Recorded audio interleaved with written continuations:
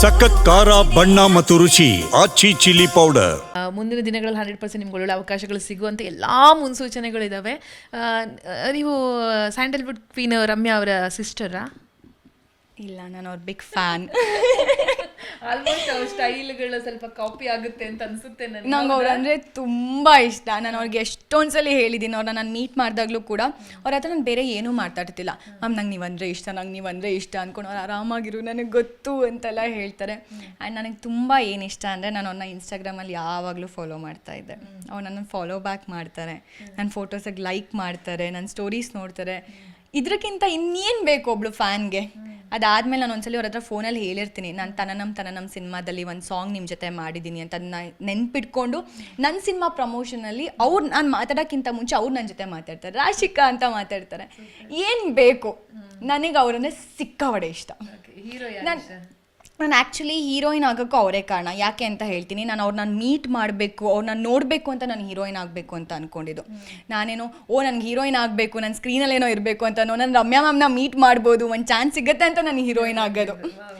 ಅದು ತುಂಬ ಖುಷಿ ಆಯಿತು. ಅವ್ರ ಜೊತೆ ಒಂದು ಸ್ಕ್ರೀನ್ ಶೇರ್ ಮಾಡಿದ್ರು ಇನ್ನೂ ಖುಷಿ ಆಗುತ್ತೆ ನನಗೆ. ಹೀರೋ ಯಾರು ಇಷ್ಟ ಆಗ್ತಾರೆ ನಿಮಗೆ ಅಂತ ಹೇಳಿ, ಯಾರ ಜೊತೆ ಆ್ಯಕ್ಟ್ ಮಾಡಲೇಬೇಕು ಅಂತ? ಆ ಥರ ಎಲ್ಲ ಏನಿಲ್ಲ. ಸುದೀಪ್ ಸರ್ ಜೊತೆ ಆ್ಯಕ್ಟ್ ಮಾಡಬೇಕು, ಯಶ್ ಸರ್ ಜೊತೆ ಆ್ಯಕ್ಟ್ ಮಾಡಬೇಕು, ದರ್ಶನ್ ಸರ್ ಜೊತೆ ಆ್ಯಕ್ಟ್ ಮಾಡಬೇಕು, ಶಿವರಾಜ್ ಕುಮಾರ್ ಸರ್, ಎಲ್ಲರ ಜೊತೆನೂ ಆ್ಯಕ್ಟ್ ಮಾಡಬೇಕು. ನಾನು ಫೇವ್ರೇಟ್ ಅಂತ ಬಂದರೆ ರಮ್ಯಾ ಮೇಡಮ್ ಜೊತೆ ಬೇರೆ ಯಾರು ಫೇವ್ರೇಟ್ ಅಂತ? ಸುದೀಪ್ ಸರ್. ಅವ್ರ ಜೊತೆ ಅವಕಾಶ ಸಿಕ್ಕರೆ ಹೆಂಗಿರುತ್ತೆ ನಿಮ್ಮ ರಿಯಾಕ್ಷನ್?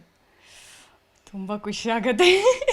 ಅವನ್ನ ನಾನು ಎವ್ರಿ ವೀಕ್ ಸುದೀಪ್ ಸರ್ ಅಂದರೆ ಹೆಂಗಿರುತ್ತೆ ಅಂದರೆ, ಫ್ರೈಡೇ ಬಂತು ನಮ್ಗೆ ಫುಲ್ ಆ ವೀಕ್ ಎಪಿಸೋಡ್ ಮುಗೀತು ಅಂತ ಅಂದರೆ ನಮಗೆ ನೆಕ್ಸ್ಟ್ ವೀಕ್ ಯಾವಾಗ ಮತ್ತೆ ಸುದೀಪ್ ಸರ್ ಬರ್ತಾರೆ, ಸುದೀಪ್ ಸರ್ ವಾಯ್ಸ್ ಯಾವಾಗ ಕೇಳ್ತೀವಿ.